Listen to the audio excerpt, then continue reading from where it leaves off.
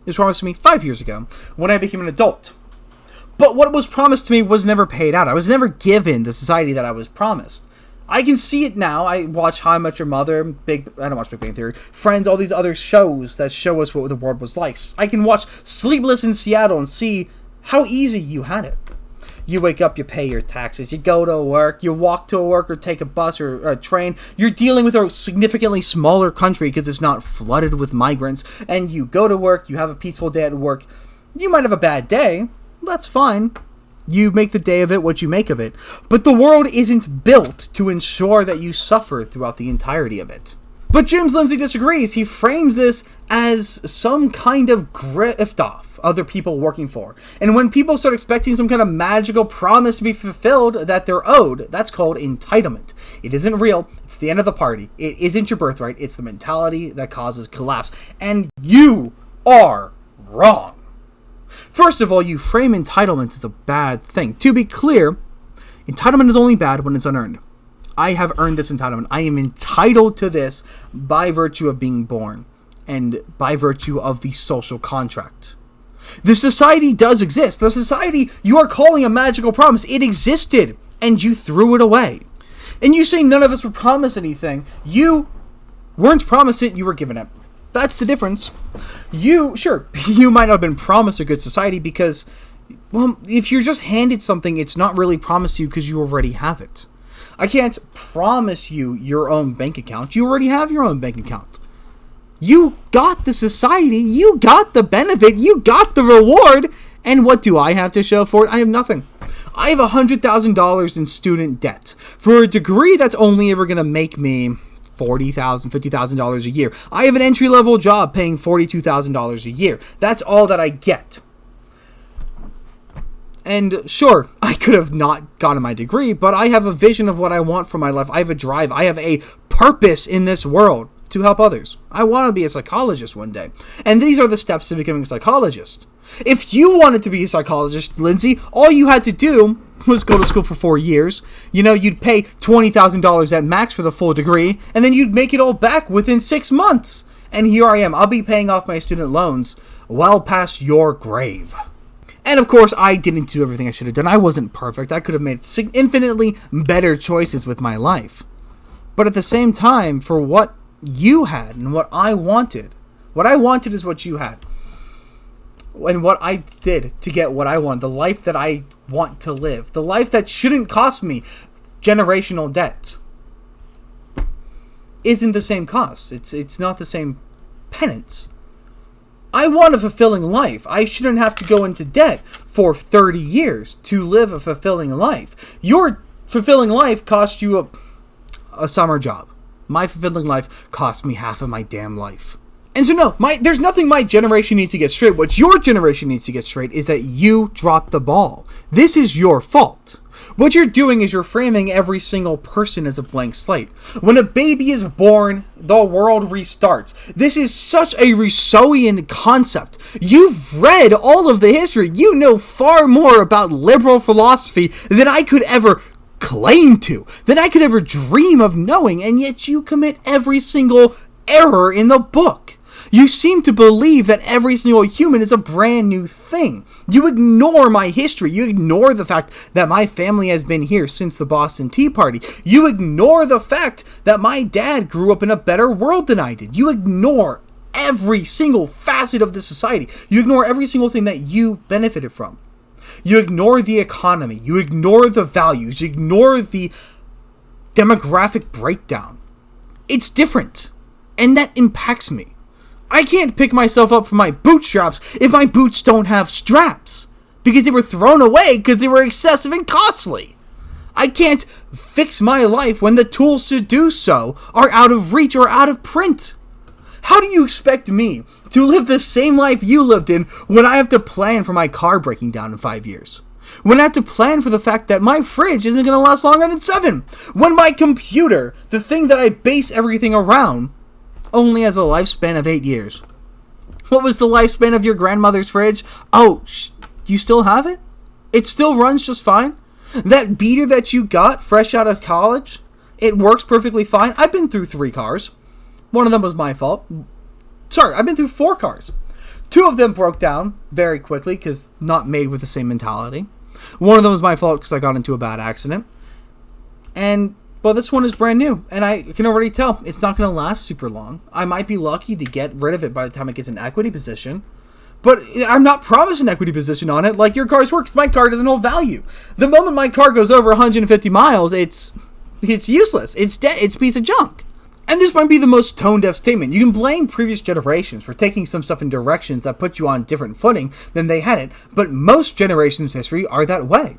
Yes, but there's a very big difference. The steps that previous generations made were to regenerate the society. The steps that previous generations took were done in a way to ensure that the next generation had the best foot forward. The last 3 generations, though, have been making deliberate steps backwards. Boomers shirking their responsibility as parents, eliminating it, creating the latchkey generation who just ran around like headless chickens. What kind of people do you think those who don't get to experience parenting are going to create? It's going to create permissive parents who don't pay attention. It's going to create people who neglect the needs of their child or overcompensate and overly spoil them. So what's that going to create you? That's going to create you millennials who are entitled to everything, who thinks that being told no is an offense to nature itself, who believes that they're so damn important they're allowed to hit federal officers with their moving vehicles. And what do they create? They create a lost generation. They created participation trophies. They penalize us for succeeding. I had a 3.8 GPA in college. My high school GPA was a 3.6. I had to pay out of pocket or get the worst loans known to man to pay for my student loans because success is no longer valued. You grew up in a meritocracy. I was denied a meritocracy. I should be earning much more money. I should have much better offers. The notion that I'll probably end up having to pay for grad school is ridiculous with a 3.8 GPA. That is an incredibly high one. My meritocracy is denigrated. No kid left behind meant that no kid gets to move ahead. And do I think that the generation that grew up in the Great Depression had it better? Yes, because they were given the opportunity for something better. The ones who lived their lives thrown into the industrial blenders of World War I and II? Yes, because they were given a promise of something better. And sure, they had to sacrifice. That wasn't their fault. That wasn't the fault of their parents. It's not the American parents' fault that some guy in Prussia had to be thrown out of a fucking window. It's not the same thing as my generation, as my parents' generation, as your generation going and saying, maybe we should give the Black Dyke a second chance over anyone else. The great George Washington himself died of random-ass strep throat, which you take for granted is no big deal because in your generation it is no big deal. Yeah, sure, strep throat isn't much of a big deal in my generation. This is true. And George Washington probably did die of strep throat. I haven't heard that before. It doesn't matter. It doesn't matter. Because you know what George Washington did that you haven't done? George Washington created the American system. He made his world better. He made the world for his kids better. And he made the world for his children's children better. He made my world better. George Washington is single-handedly to thank for my life. All of the good. Not much of the bad, but the good was all set up by him. And then George Washington's kids made it better for his kids. And then George Washington's kids made it better for their kids. So forth and so forth until we get to today. And you're right, I wasn't promised a good life. No one is promised a good life.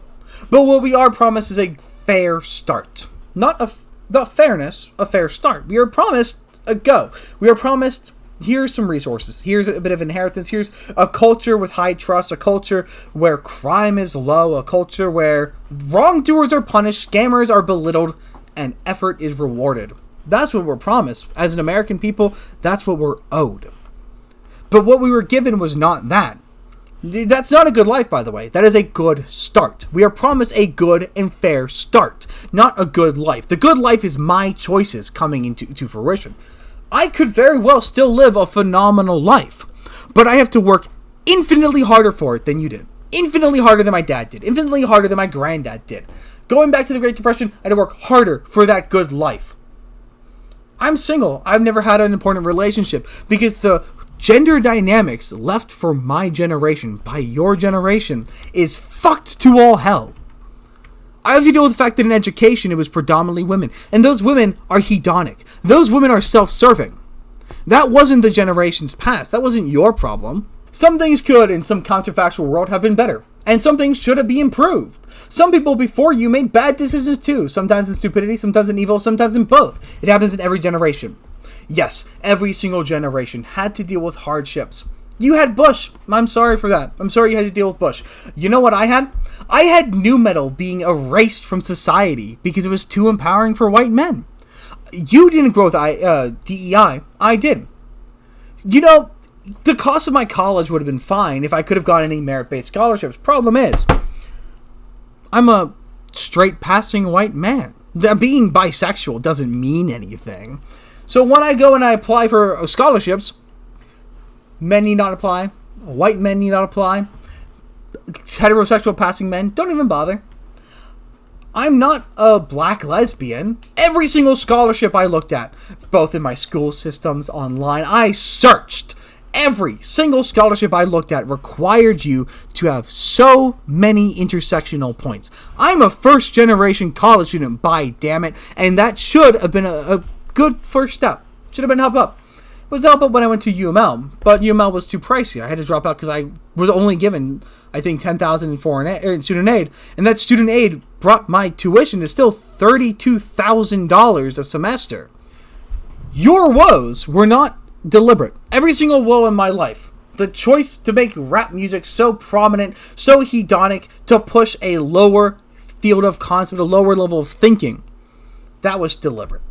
The choice to encourage and empower hedonism and hedonic values into women, to tell them you don't need responsibilities, it's okay if you spread your legs, you can just kill it. That wasn't something you dealt with. That's something that your generation created. The idea that people can just change their genders and shove their faces full of hormones was something that your generation created that adds extra hardship. And, most importantly, the fact that I live in a society now where if I am seen to have said any of this, I get fired from my job, is the society that your generation created. All of that was chosen. All of that was a choice. If it was just that we had to deal with Venezuela and Iran and whatnot, maybe you'd have an argument. But that's not the problem. That's not the case. That's not the struggle. The struggle isn't the risk of war. The struggle isn't the risk of economic collapse. No, we're in the economic collapse. We are in the culture war that was deliberately set up to ensure the minimal success. And this isn't some kind of hypothetical alternate world that could have been created. It was a deliberate world that was stripped away. All you had to do was do nothing, and I would have gotten that world that I deserved. The world that was promised to me. All you had to do was not do anything. And you know, I've got a really easy one to prove it to you. Look at the way that people are taught to read. There are some great videos out there for looking at how people read nowadays. Go and look at some of them. There's this phenomenon, this educational technique called full word association. Rudimentary description. Think of the word butterfly. You know, it's a nice long word. It says butterfly. Now it is your job to picture a butterfly. If you can do that. I know, Lindsay, I know you can't make images in your head and you can't rotate the apple, but just bear with me. Imagine you could imagine what a butterfly looked like, and now imagine the word butterfly. Now you just associate the word butterfly, what the word butterfly looks like, and a butterfly. Lovely. They are connected. And now you know the word butterfly because it looks like the word butterfly. That's full word association. That's how children are taught to read. That's how they're taught. Modern children aren't allowed to break down letters anymore. Phonics, well, most people before the Zoomers were taught, and some Zoomers, I'm lucky enough to have been taught phonics, but phonics were phased out in the early 2000s. Most phonics is, you look at a word, having. The base word is have-ing. Have, I know that have is to have something, and ing is to implicate that thing. Okay, so having means that I have the thing. Phonics, it's fantastic. You sound out the word and take pieces to create meaning. That is the way that people learn to read. That's the effective way. There's only one state in the entire country that has a phonics-based system. Mississippi went from being the 42nd lowest literary state to one of the highest in the nation, all because back in 2016 they got rid of the phonics. Back in 2016 they readopted the phonics system, abandoning full word association. That wasn't a bad choice. That was a deliberate effort to make the American population stupid, retarded, and incapable of reading. You say that you've been alive for most of the last 50 years, and knowing what there is in the world today versus what there was in the world even 30 years ago, I'm not exactly sure what you think you were supposed to receive. That's better than what you have. I get that certain things are hard now, and lots of things are new now, but that's more to do, more to engage with, more to enjoy. Just enjoy, consume product, and get excited for next product. James, you've literally described what the Groypers call goy slop. Let me make it very clear what you had 30 years ago that we don't have now. You see this beautiful shelf behind me? 30 years ago, you had the NES, the SNES, the N64, the GameCube. That's over there. You had the Sega Genesis. You had a Sega Dreamcast. You had the Sega Saturn. And what do I have now? I've got the Xbox. I own nothing. I have no games to my name for my modern system. Sure, the games are a little bit more fun, just marginally more fun, but they're also a lot easier. They're not intellectually challenging. They aren't rewarding. So, based on entertainment, we got that. I have a dying cinema. The movie theaters are doing horrific because there hasn't been a good movie made in however long. Look, you see that wall? You see that bookshelf? That bookshelf is nothing but VHS tapes. Notice what ended when VHS tapes ended 30 years ago. You don't say. That's because the quality of movies has drastically plummeted in the last 30 years. You had the amazing wonder of Walt Disney's imagination. I get Wish. That's what my kids will get, is Wish. Nothing fancy, nothing worth owning. And that's just the media front. What about the society? Oh, that's right. Crime was fairly low. You lived in a homogenous society of homogenous values where everybody believed in the same thing generally. Where people had faith and people followed the word of God fairly closely. Where people were able to trust their neighbors. Where you didn't have to worry about being stabbed on the train. You didn't have to worry that if I go to work, somebody's going to get offended and kill me. You didn't have to worry about being fired for what words came out of your mouth. You didn't have to worry about a self-service stand being broken into. You didn't have to worry about your car being destroyed just because it was parked in the wrong spot. You didn't have to worry about all of the green tape. You didn't have to worry about being censored constantly online and in person. You didn't have to worry about the fact that your retirement's going to be worthless. You didn't have to worry about the fact that if you wanted to buy a home, you needed a 50-year mortgage. Tell me, James, name one thing that is better for me today than was better for you 30 years ago. One thing.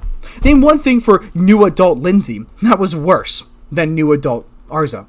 Name one thing. I will wait. The cars aren't better. The cars are shit.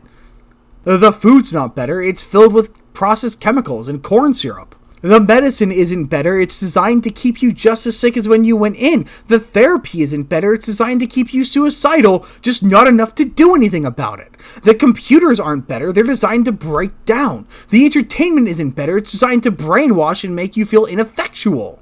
And then your idea of a point to justify your claim? Look at the beer as a single example that reflects into our almost every industry in life. When you were a kid, you lived near the Canadian border, and all the adults went across the border to get good Canadian beer whenever possible, because there were like 5 American kinds that were all crappy and low alcohol. The good Canadian beer they were going for was Molson Golden or Labatt's Blue, which are both crap by low-level microbrewery expectations. This is the case not just with beer, food, coffee. Would you prefer Folgers or Maxwell House? Because that's all the coffee that existed. Travel, lodging, entertainment, music, consumer products, appliances, home furnishing, cars, blah, blah, blah, blah, blah, blah, blah, you name it. Your argument is that your beer didn't taste very good. Well, that's because beer doesn't taste good. But, you really, okay, we can play this game. So, let's say hypothetically we had good beer today, which we don't because good beer doesn't exist. How much money did your case of beer cost? It's going to cost me 2 hours of work to get a beer. Depending on where you live, it might cost you 3 hours of work to get a case of beer. For you, it costs you 1. Maybe, if you were lucky. How much for a car? How many years of your life are you going to spend paying off a car? My car is going to cost me 6 years of my life. It's going to deny me a lot of other opportunities because I need a car. What about your education? What about your entertainment system? My laptop cost me $2,000. And it's a medium line one. An Xbox could have run me $800. What about my games? My games have infinitely less content on it. You name all these very rudimentary, very surface level things.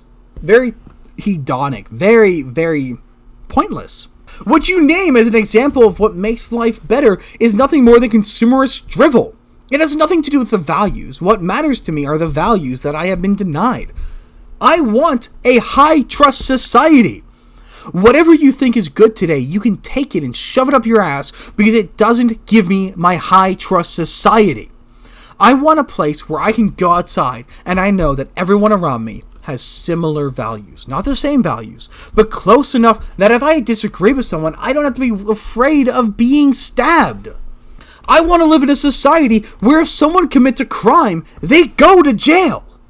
I want to live in a society where people aren't afraid that some drugged up pronoun person is going to shoot their kids because of their mental ill issues being affirmed instead of treated. I don't care if my house is higher quality, which it's not, by the way. I don't care that my fridge has a fun little screen that tells me when I'm out of milk.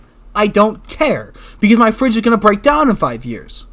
Planned obsolescence makes your entire argument null and void. Consumerism makes your entire argument null and void. Comforts are not what was promised to me. I was not promised eat the bugs and be happy, live in the pod and own nothing. That's not what I was promised, but that is what you are saying is the benefit. What I was promised was ownership. What I was promised was fairness, was respect, was opportunity. That's what is owed to us. And you go on to say, that is, you don't know what you've received. Do I not know what I've received, or do you not know what you gave me? What was given to me was nothing more than consumerist trash. Emphasis on trash. What was given to me is a gynocentric society that hates me, that believes that I'm a rapist, that believes I should be murdered just for being born XY chromosome. What I've been given is a society where I will likely never know love or the benefits of being a parent, because innately everyone is so afraid of having good gender dynamics. That's what I was given. I was given a society that fears me and hates me by virtue of being born. I was given a society that says, go sit in your room and play video games while you think about killing yourself. And what were you given?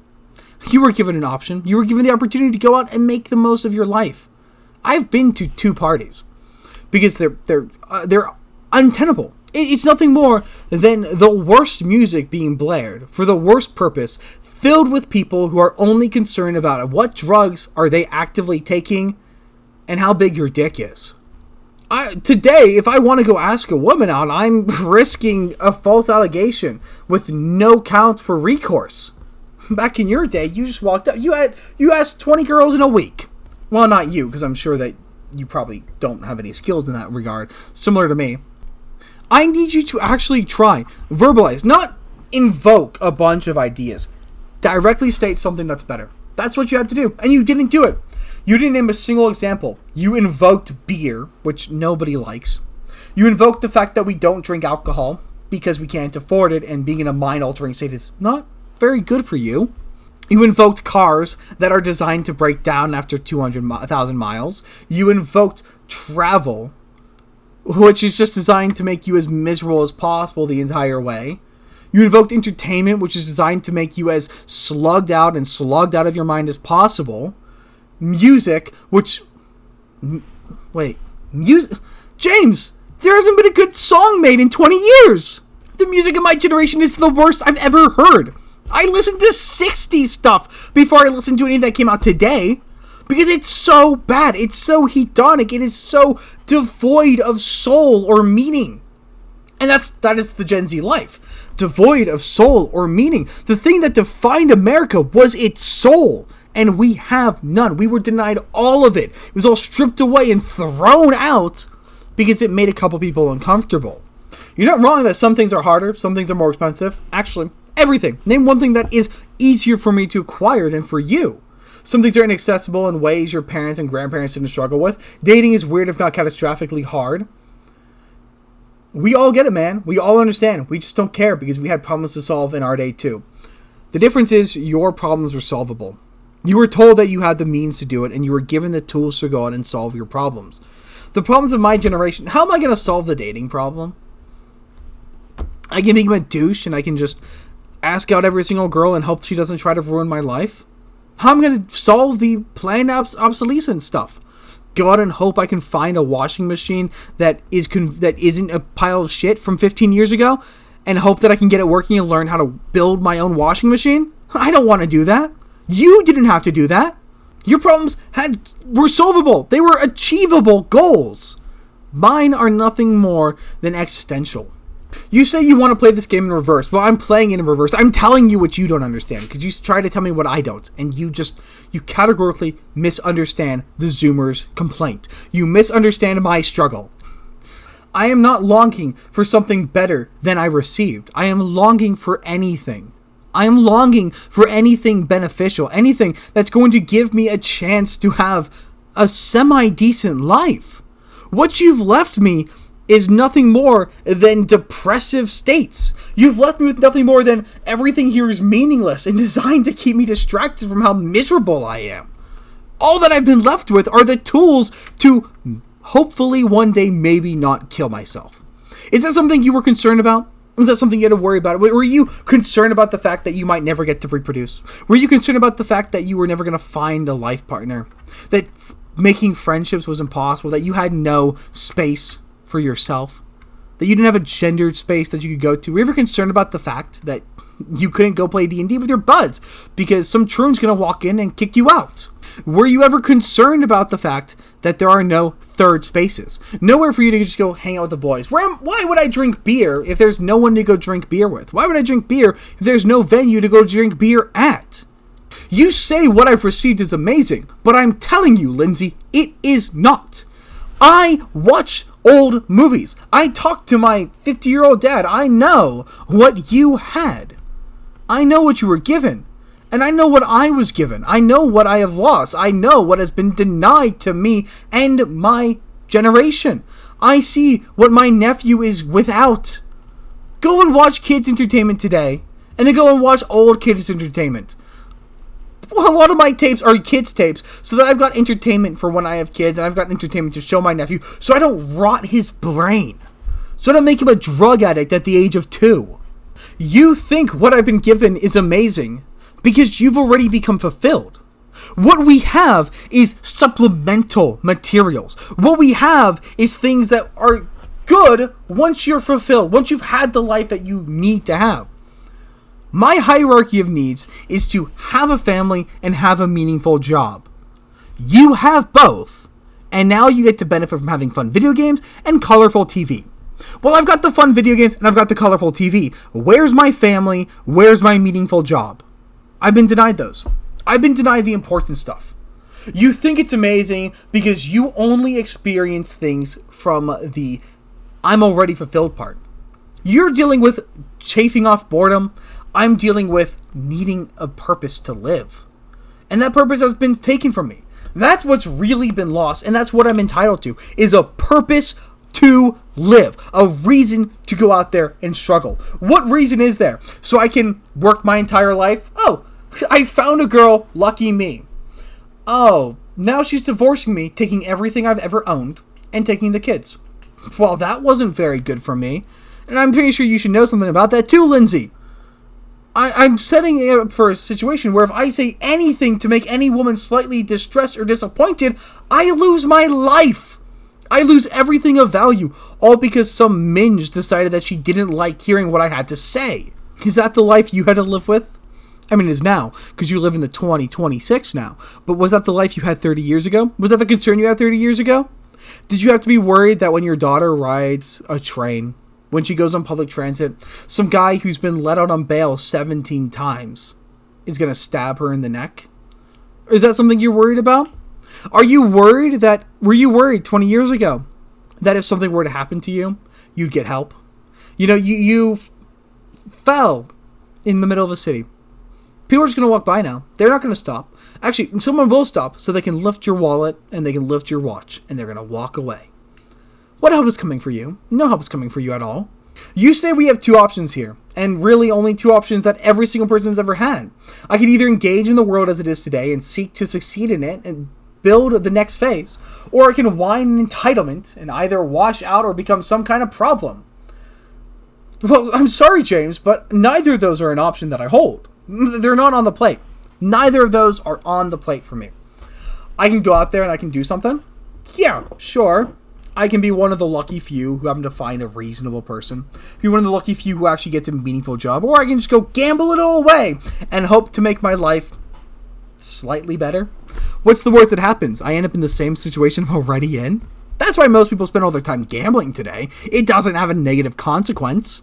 And at the same time, I don't have the option to whine. I can't bitch about it. I can't complain. Because I'll be told how privileged I am. I'll be told that I've been given the world by people like you. I'll be told that as a white, straight-passing man, I have everything that anyone could ever need, anything anyone could ever want. I'll be kicked out to the curb, all because I dare to say that there's something I was denied. You say people who were getting drafted to die in Flanders had these same options, and that's certifiably untrue. The people who were drafted, they had far better choices. You know what came after the war? You're going to love this. A baby boom. Lots of people were created. You were likely created as the result of these great wars where people were drafted. After a war, people get a family. They come home, they have a family, and they live a fulfilled life knowing that they've served their country. They've protected something worth protecting, and they've created a new generation to enjoy what they've protected. What do I have? I can go fight for some oil barons. That sounds like fun. I can go kill some oil barons. Yippee! I can go fight in a war to make sure that gas is 10 cents cheaper. Isn't that wonderful? I can protect nobody at all. I can end one dictator so another dictator takes his place. That's all I get to do in a war. If I get to serve. You say that I want to overthrow the system that made my life possible because you don't appreciate all that I actually have. Because I'm entitled and focused on what I don't have. But imagine what I could have. No, James. You're off the mark once more. I don't think you understand that the life possible for me is shit. The life possible for me is sitting in this bedroom, surrounded by my toys and distractions and gizmos, and hoping that I don't develop severe crippling depression. It's hoping I can stave off the existentialism until my liver kicks out. That's the world that was given to me. That's all that I have. That's all any of us have. It is a dream that one day we might be happy. You were happy. You got to be happy. My generation doesn't have the privilege of happiness, doesn't have the privilege of joy. We have the privilege of distraction. Yeah, sure. I can sit around, I can drink my root beer, and I can play on my $2,000 funny box and watch my funny videos while my brain slowly rots from the inside. I can read my clit lit, and I don't read clit lit. I can watch all of this shit that's on TV. I can go and enjoy the CW Arrowverse. What a privilege! Also, I can see that, oh, yeah, The Flash has friends. Why can't I have friends? Why don't I deserve to have friends according to James Lindsey? And no, James, we don't want to overthrow America and turn into some kind of dumbass Eurasian tyrant slop. Because somehow we think a dictator is going to give you a better life by punishing your perceived enemies. James, here's the truth. We live in that Eurasian tyrant. America is an oligarchy of a deep state, one which you are actively defending, one that is so disconcerted with my well-being, one that actively hates me because I have agency, one that hates me because I want to live a good life, one that hates me because I refuse to be silently replaced. We live in that Eurasian dictatorship already. We live in an oligarchy of people who hate our very existence. We want to overthrow them and restore the republic that was promised to us. That's the goal of the Zoomers. That's our plight. We don't want to destroy anything. We want to restore what was sworn to us. And every single one of your oligarchs, every single one of you liberals are in the way. And you will be deposed so that we can have that society, or by God, other things will happen. We are American, James. That's correct, and so are you. So why are you so determined to ensure that our country stays as un-American as possible? Why are you as an American so determined to ensure that I get none of the liberties promised to me by the founding fathers, by my forefathers? Why are you so determined to ensure that I spend my entire life subjugated under a jizya of political inspiration? America has promised me something. You're right about this. America did promise us an opportunity. And that opportunity is being messed with by you, by people like you. Those are the ones who have destroyed the opportunity promised to us by America.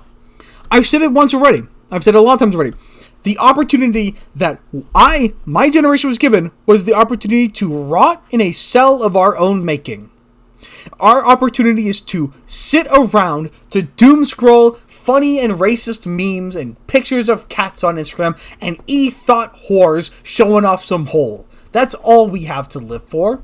And that's not a life worth living. That's the only opportunity out there, is to see how hedonic, how narcissistic and worthless we can be. The opportunities in our life is to see how much sin can we revel in. Well, I've had enough of reveling in sin. I would much prefer to live a hard life.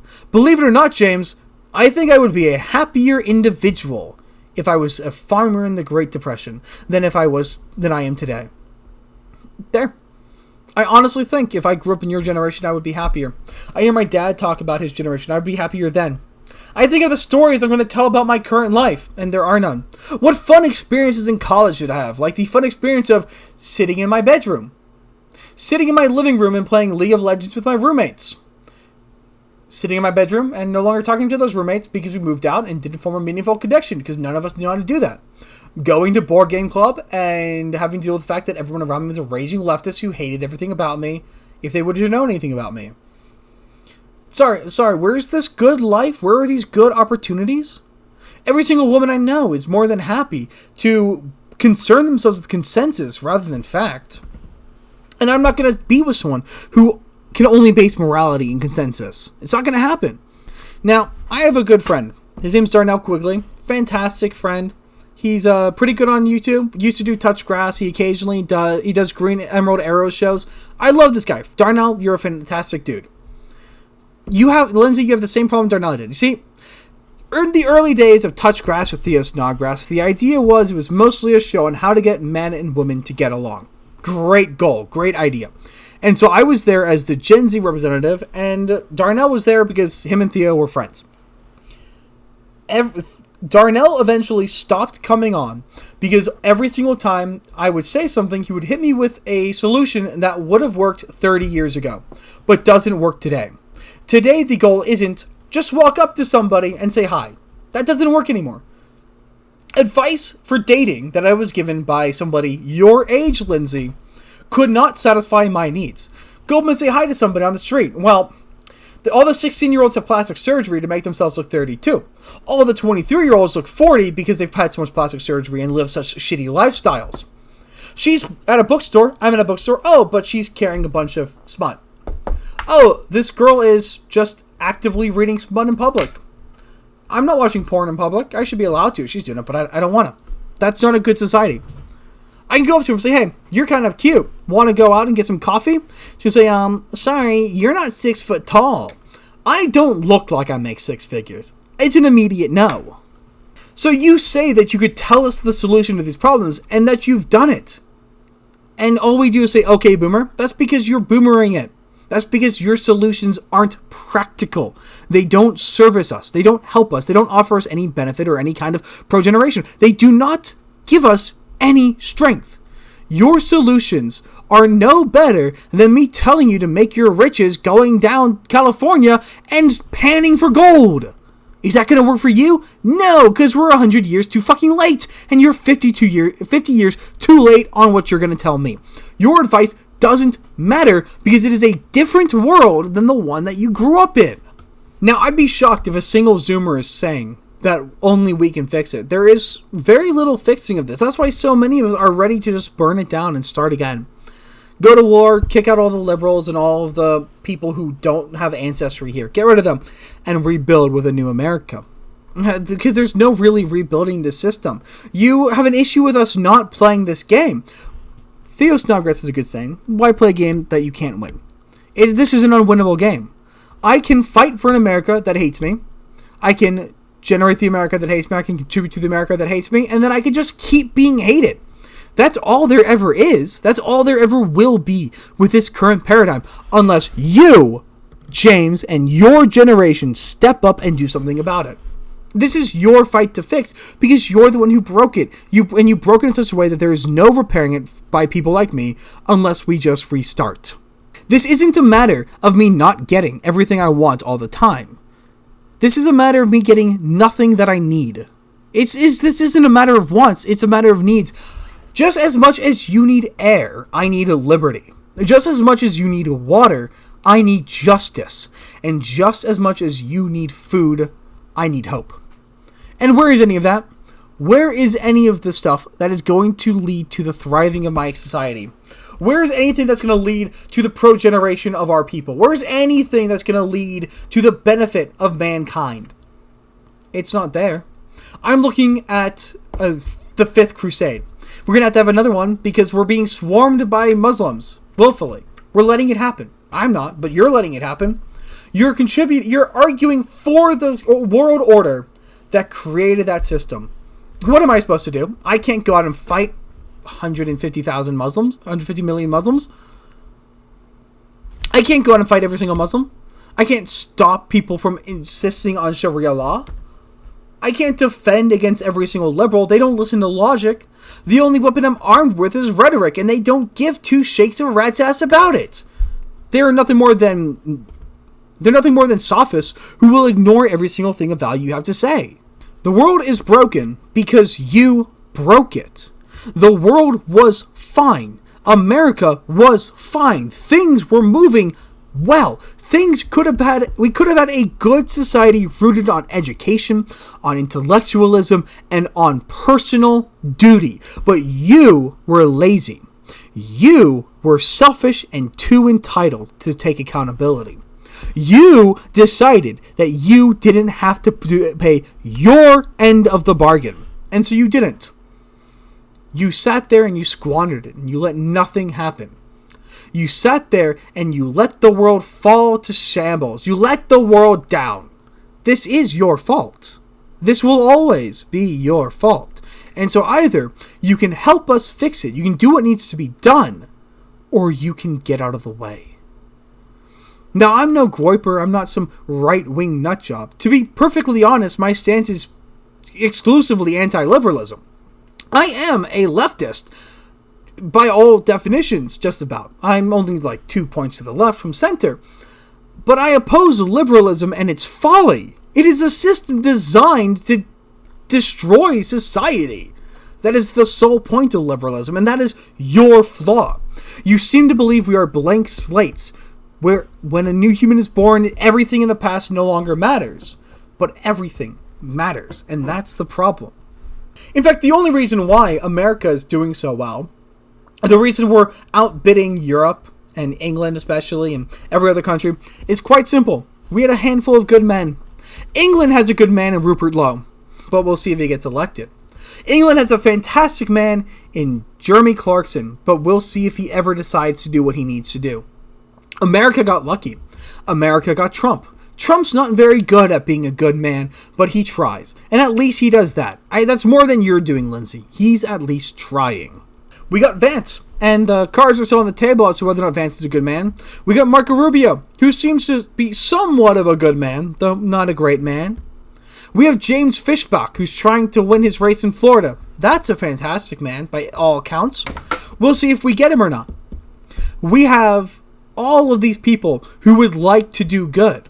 But the system which you have created, the system which you enforce, is explicitly designed to prevent them from working in it. You're actively pushing this idea of the woke right to ensure that you damage anyone who would dare challenge you. Such a womanly tactic, such a liberal tactic. I've seen a lot of bad takes in my life, especially on my time on the internet. Especially, this is worse than Peter Singer type of philosophy. There's not a single thing here worth saying. There's not a single thing here that's accurate. It's nothing more than you sitting on the mountaintop, asking why I'm complaining about the rain. There's no flood up here. There's no concern. I'm above the clouds. I'm perfectly dry. What do you mean? It's raining. The water level is rising. The tides are coming to take you out. It's not a real problem. Just come up here, where you can never be, because I've taken down the ladders to get you up here. You kicked the step stool out from behind you, and then you opened the floodgates. There is no recourse. There is no return. There is no justification. There is not a damn thing that you can say or do that redeems this point. All you need to do is acknowledge the fact that the system handed to my generation is stacked against us. High as heaven. There is no possible way for us to climb that ladder that you went up. So, it's up to you, James. What are you going to do? Bury your head in? Keep pushing with this Rousseau philosophy? Keep claiming blank slatism and keep up with your elitism? Or acknowledge that sometimes when people ask for help, they actually mean it. Sometimes when somebody tells you what's wrong, they're not blowing smoke up your ass. I don't want to live like this. I don't want to hate the American government. I don't want to push for a rebellion. I don't want to feel useless. And by God, I don't want to sit in a room that's basically a prison because it's the only space I'm welcome in. It is not my duty to rebuild these third spaces. Not that I have the means nor the capital to do so. It was your responsibility to ensure they never went away. That's the situation. That's the problem. I just wish you'd pull your head out of your ass and realize it. But no, you'd rather ignore us. Pretend that you know everything. Pretend that you are the enlightened few who understand things. That you're not blinded by the demiurge. You want to sit there and pretend like you have the solutions. Brother, you're still trapped in the cave. You haven't made it outside. You're looking at the wall shadows and thinking, boy, isn't that fun and pretty. When we're out here dealing with the snakes living outside of it. So go ahead, James. Make the right choice. Clean up your mess and understand that it is your generation who's responsible. Because if your generation doesn't do what it has to do, my generation is going to do the only thing we can do. And whether that's by sword or by ballot, by God, we will have our home again. It's just up to you to decide how we do that. Take care.